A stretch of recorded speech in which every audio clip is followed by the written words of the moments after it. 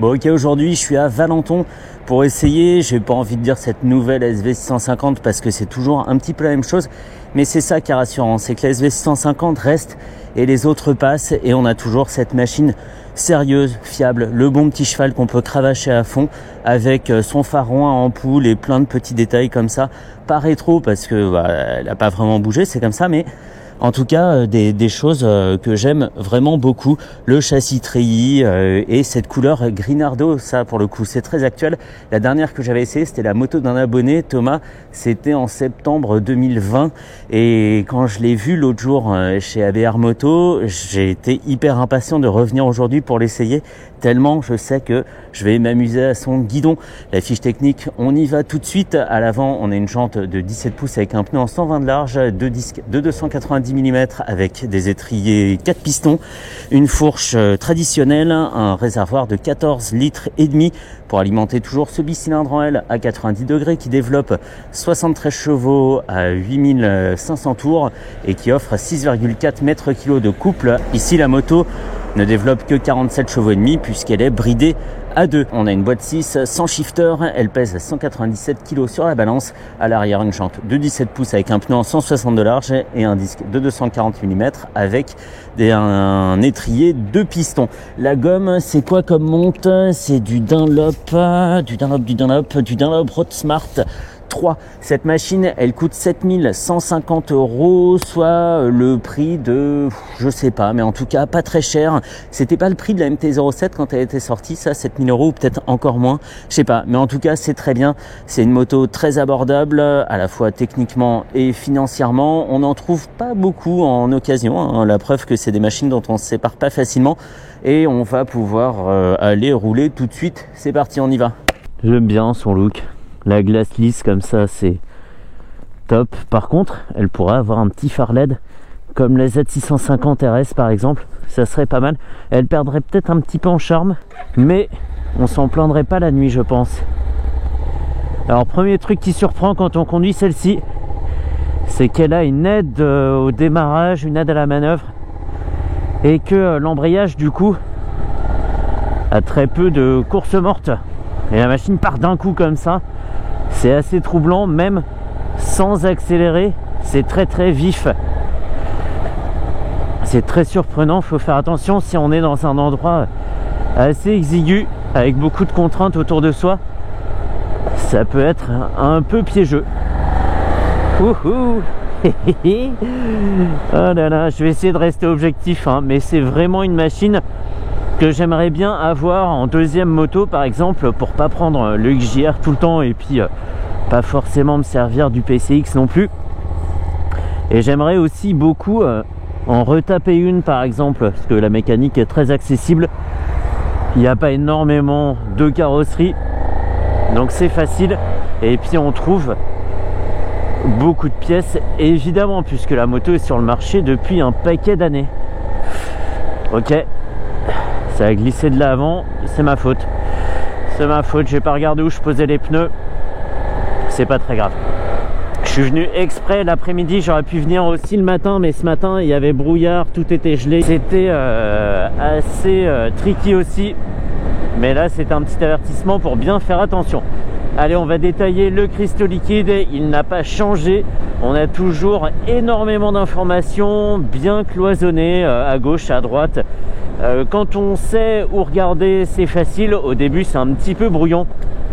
On a un contour tout en haut avec, je sais pas, des sortes de graduations plus importantes à 0,5 et 10 000 tours.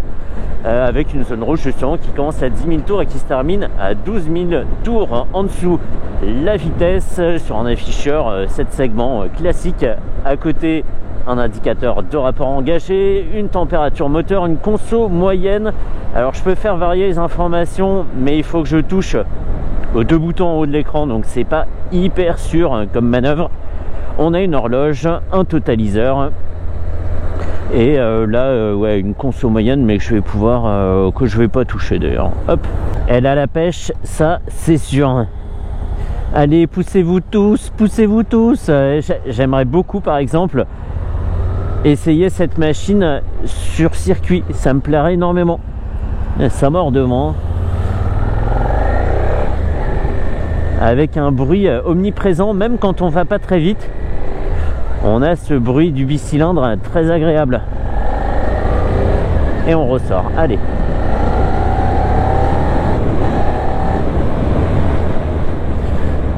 À l'avant, ça fait le job, hein. D'autres 290 avec 4 pistons, c'est ce qu'on trouve quasiment sur la MT-07 par exemple. Donc c'est bien. Et à l'arrière, un 240 avec 2 pistons, c'est très bien aussi. Globalement, la machine est bien équipée. À bord, l'ambiance est un peu austère, c'est très spartiate, mais paradoxalement pas cheap. Il n'y a rien qui fait tâche, c'est très sérieux, il n'y a pas d'aplat de couleur un peu criard, rien du tout. On est sur une petite machine d'il y a allez, 15 ans on va dire. Et c'est aussi ce qui me plaît, c'est que cette machine elle bouge pas, elle est toujours au catalogue, on sait où la trouver. C'est une bonne machine de débutant, légère à débéquiller, on touche bien par terre, la machine est étroite, donc l'appréhension avec les genoux, pas l'apostrophe appréhension, hein, l'appréhension, le fait de tenir quoi. L'appréhension avec les genoux est très bonne aussi. Elle coûtera évidemment pas cher en assurance et on peut faire beaucoup de choses avec. Avant de faire le tour de la SV650, il aura fallu passer pas mal de kilomètres à son guidon. Et j'aime beaucoup ce genre de machine double face comme ça. Alors j'allais dire où on suspecte pas qu'il y a un petit côté nerveux, mais celle-ci est nerveuse très tôt, très bas. Ici je suis à 2000 tours. Et si je veux repartir, ça explose déjà et j'avais même pas franchi les 3000 tours ni rétrogradé. Je suis resté en 3e et elle est vraiment vivante cette machine. Je serais curieux de voir avec un échappement aftermarket ce que ça pourrait donner. Et les Komodo sont pas cheap non plus, hein. Ils ont le minimum de boutons. Il n'y a pas de bouton mode, il n'y a pas tout ça, mais on est bien à bord. Une machine qui fait bon rouler avec. Hop. Je me méfie des pneus maintenant. J'adore. Et ça vibre. Comment dire? Ça vibre rond. C'est possible ça de dire ça? Ça vibre mais de façon sympathique, pas désagréable.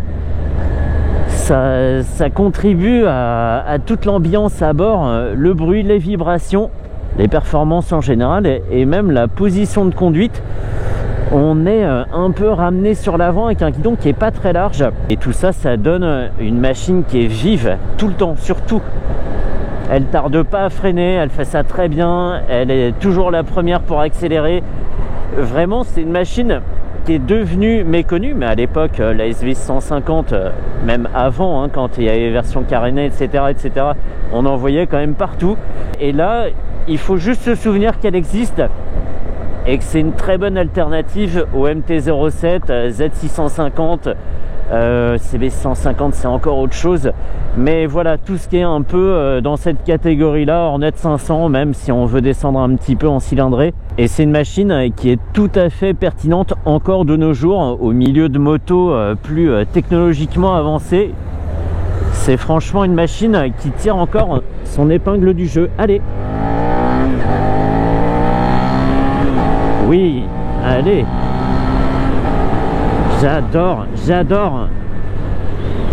On va même pas très vite, hein. Je suis pas monté très haut dans le régime, j'ai passé mes rapports à 8000 tours. Et on a une machine vraiment sur laquelle il faut s'accrocher et comme ça, c'est trop bien. Il me manque qu'une paire de rênes et dire fouette cocher pour la faire avancer encore plus vite. Et ça repart tout le temps. La disponibilité est étonnante. On va me dire, mais non, en fait, c'est tout à fait normal. C'est un bicylindre, voilà, ça évolue à bas régime, explosivité, pas d'allonge. Mais là, il faut quand même le remarquer. C'est étonnant, quoi. Quel beauf! Quel beauf! C'est le genre de truc où tu fais ça, vroom vroom, et le mec devant freine et hop là, chargé dans la benne. C'est ça, c'est comme ça qu'il faut la conduire, hein. On reste un ou deux rapports en dessous, toujours disponible vers 4000 tours. Et on peut comme ça être prêt à bondir, hein, dès que l'occasion se présente. J'aime beaucoup. Alors là, elle se marie parfaitement avec la météo du jour en gris nardo avec des jantes bordeaux ou rouge foncé. On me dit que c'est la même chose, bordeaux et rouge foncé. Une sorte de bronze, rouge bronze un peu.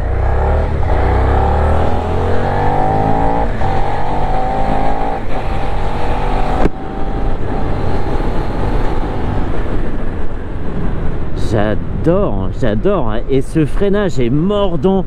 Il vient très vite sur le levier. Il est serein. C'est pas le truc.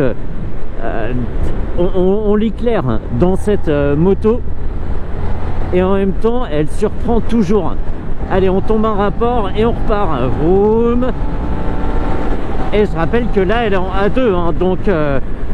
On sort du permis, on a roulé sur, je sais pas, ils ont quoi en ce moment, des MT-07 et des Z6,5, et on tombe là-dessus sur ce bicylindre en L, et on a une machine complètement folle.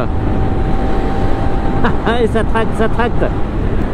Alors évidemment, parce qu'elle est en A2, ça manque d'allonge, hein, passer 6000 tours, il n'y a plus grand monde, il faudra être un petit peu plus patient pour atteindre une vitesse autoroutière par exemple, mais le fun quelque part, ce qu'on veut, c'est surtout du fun tous les jours, de 0 à 90, un démarrage au feu, un démarrage à une barrière de péage ou quoi, et là on exploitera bien l'explosivité qui vient vraiment très très tôt dans le régime.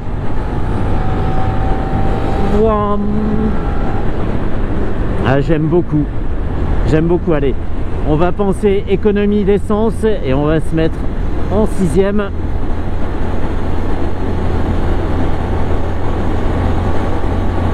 J'adore. Alors on est monté en altitude là, hein. On voit qu'on s'est rapproché de la couche de brouillard. Je crois que c'est tout droit, je suis pas sûr. Ah, le cravachage a du bon, hein. Alors le châssis est peut-être pas le plus rigoureux. Dans le châssis, j'englobe la fourche et la suspension, mais ça a son charme aussi quand tu te bats contre la machine comme ça et hop, et t'arrives à faire des choses avec. C'est trop bien. On n'est pas dans le domaine du parfait et ça me plaît.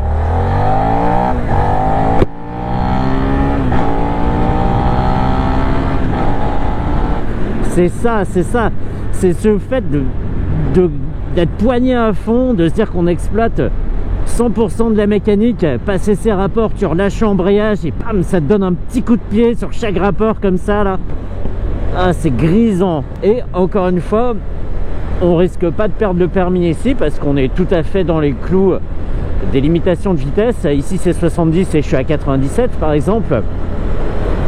Mais on se donne du plaisir simplement et presque légalement. J'étais tellement impatient de la conduire. J'adore.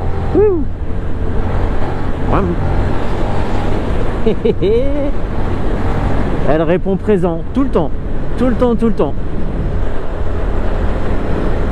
Et je suis vraiment content d'une part qu'elle soit restée au catalogue, qu'elle arrive à vaincre les normes anti-pollution quand elle se présente, et que Suzuki l'ait pas modernisé avec un phare à lenticulaire superposé comme sur la GSX-S et tous les autres modèles. Voilà, on a gardé la recette qui marche. Il y a des gens pour en acheter et il faut que ça continue comme ça. Ça fait aussi se souvenir que on peut continuer à sortir des machines pas chères qui font très bien le job avec ce qu'il faut comme fun et comme sérieux, parce que le freinage est quand même tout à fait bien calibré.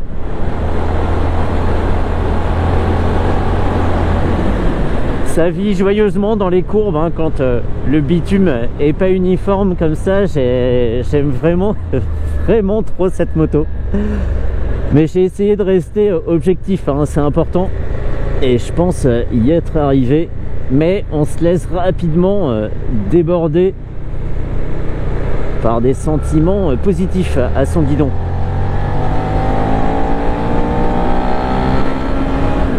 Là on sent que c'est une A2 effectivement, parce que passer 7000 tours, il n'y a plus rien au bout de la poignée.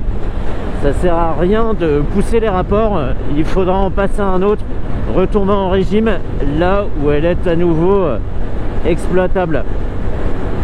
Mais quelle moto! Ça peut paraître bizarre hein, de s'enflammer sur une machine assez modeste, encore plus ici en A2. Ça c'est la base, c'est vraiment c'est la moto.